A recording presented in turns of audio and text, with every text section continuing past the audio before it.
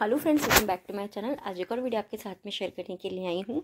जो लोग first time मेरी वीडियो को देख रहे हैं, मैं आपको बता देना चाहती हूँ, छोटी छोटी स्टोरीज, पैराग्राफ ऐसे मैं आपके साथ शेयर करती रहती हूँ, जिनसे हम बहुत सारी न्यू वर्ड सीखते हैं, अपनी वोकैबुलरी को इम्प्रूव करते हैं। साथ ही जो भी ग्रामर दी जाती है, मैं कोशिश करती हूँ कि ईजी में आपको एक्सप्लेन कर सकूँ। सो यस, आज हमारा टॉपिक होने वाला है एस्से ऑन रेड फोर्ट के ऊपर। लाल किले के ऊपर एस्से है ये, और इसमें जितने भी हम सेंटेंसेस दिखेंगे मोस्टली आपको वो पास्ट टेंस के अंदर मिलेंगे, कुछ प्रेजेंट टेंस के रहेंगे, कुछ फ्यूचर टेंस के रहेंगे, और स्पेशली आपको इसके अंदर पास्ट टेंस का ही एक्टिव पैसिव वॉइस देखने को मिलेगा। सो स्टार्ट करते हैं रीडिंग और देखते हैं क्या है इसके अंदर।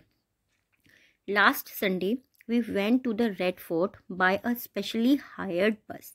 लास्ट संडे, लास्ट मीन्स पिछले, संडे मीन्स रविवार। पिछले रविवार वी वेंट, वी मीन्स हम, वेंट मीन्स गए। गो की सेकेंड फॉर्म है पास्ट इंडेफिनिट टेंस के अंदर, इसे हम यूज करते हैं।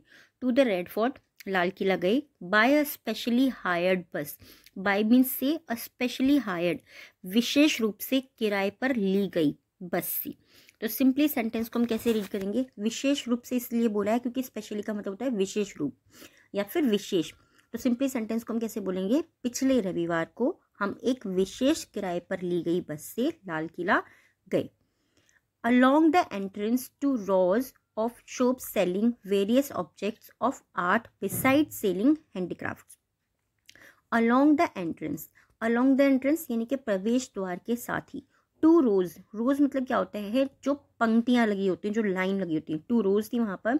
ऑफ शॉप्स, दुकानों की। सेलिंग, जो बेच रहे थे। वेरियस ऑब्जेक्ट्स, वेरियस यानी कि विभिन्न, ऑब्जेक्ट्स यानी कि चीजें या सामान। ऑब्जेक्ट के लिए हम बहुत सारे वर्ड्स को हिंदी में यूज करते हैं, सामान के लिए, चीजों के लिए, ठीक है। ऑफ आर्ट्स, आर्ट्स यानी कि कला की बहुत सारी चीजें या फिर वस्तुएं। जो एंट्रेंस द्वार का, उसकी दोनों तरफ की जो पंक्तियां थी वहां पर लोग बेच रहे थे। बिसाइड्स सेलिंग हैंडीक्राफ्ट, बिसाइड्स इसके अलावा, सेलिंग वो बेच रहे थे। हैंडीक्राफ्ट, हैंडीक्राफ्ट यानी कि हस्तशिल्प, जो हाथ से बनने वाली चीजें होती हैं उनको वो बेच रहे थे। During the Mughal times, during मतलब दौरान, द मुगल टाइम्स मुगल काल के दौरान। देखिए, एक चीज़ हमेशा याद रखिए कि हम लोग जब भी हिंदी पढ़ रहे होते हैं, इंग्लिश से हिंदी में ट्रांसलेट करते हैं, तो हमें उस टॉपिक के अकॉर्डिंग वर्ड चूज करने चाहिए। टाइम्स का मतलब समय भी होता है, हम मुगल के समय में भी बोल सकते हैं, बट मुगल काल अगर आप बोलोगे तो वो ज़्यादा अच्छा लगता है सुनने में। तो मुगल काल के दौरान, this was known as Meena Bazaar. This was यह था, नोन मतलब ये जाना जाता था। अब ये हमारा पास्ट टेंस का एक्टिव पैसिव वॉइस है। जब भी वॉज वर्ड के साथ में आपको थर्ड फॉर्म दिखाई दे तो इट मीन्स वो एक्टिव पैसिव वॉइस है पास्ट टेंस का। इसको मीना बाजार के नाम से जाना जाता था। आफ्टर, बाद में।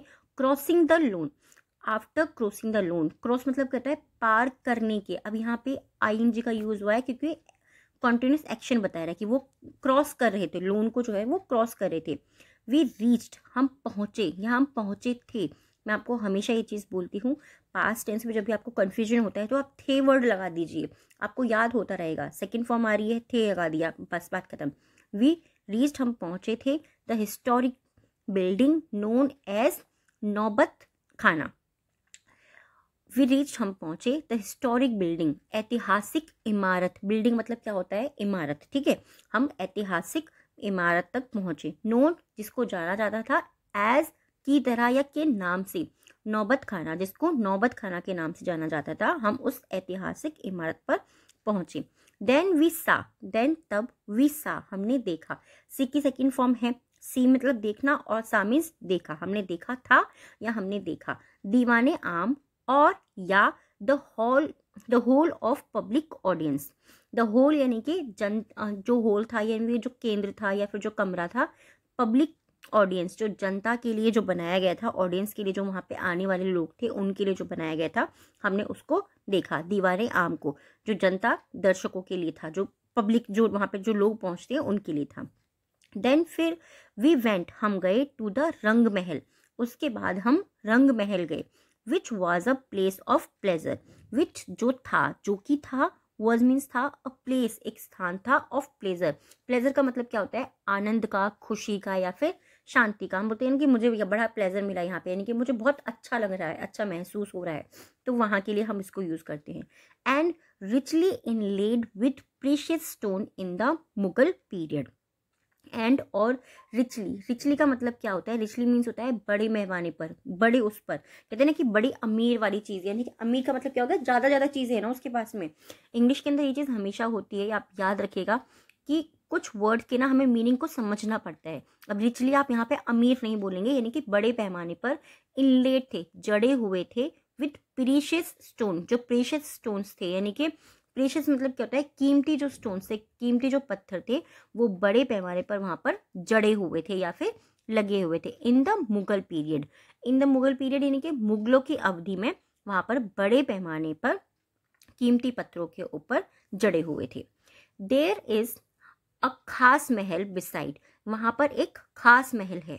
अब देखिए यहाँ पे प्रेजेंट टेंस का यूज हुआ है। प्रेजेंट टेंस का यूज क्यों करा है, क्योंकि वो ये चीज बताना चाह रहा है कि वो वहां पर अभी भी है।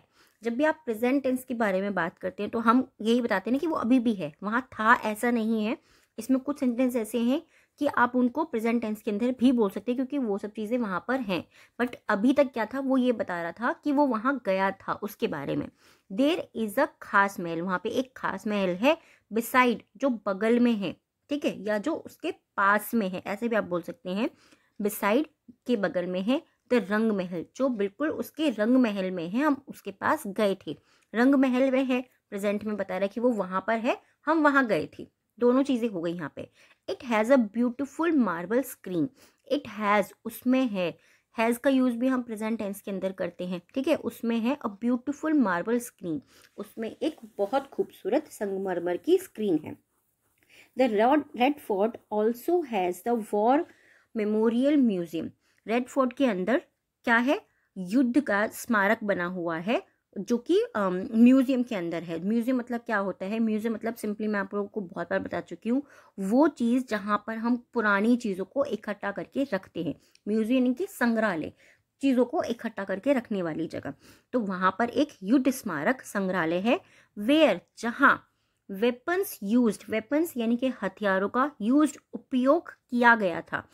In the first world war, in the first world war यानी कि प्रथम विश्व युद्ध में आर एग्जाइटेड, एग्जिहाइटेड मतलब होता है प्रदर्शित करना, किसी भी चीज को सामने रखना, ठीक है। वहां पर युद्ध स्मारक संग्रहालय है, जहां पर प्रथम विश्व युद्ध के अंदर जो भी सामान रखे गए थे उनको प्रदर्शित किया गया है।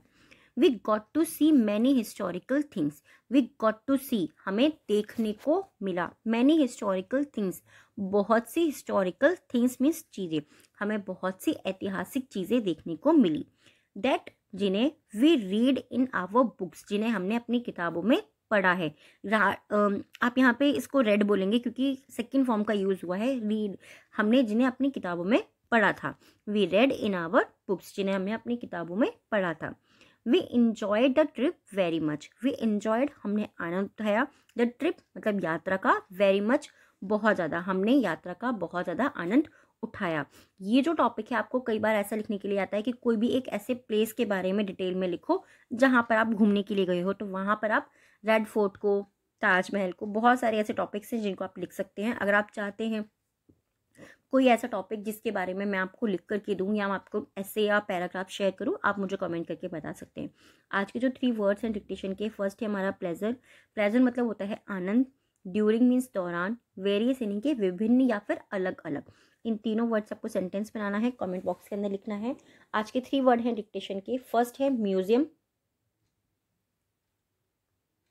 सेकेंड है एक्साइटेड एंड थर्ड है प्रीशियस। आई होप ये वीडियो और ये टॉपिक आपको पसंद आया होगा। कैसा लगा है प्लीज़ मुझे कमेंट बॉक्स में ज़रूर बताइएगा। Thanks for watching.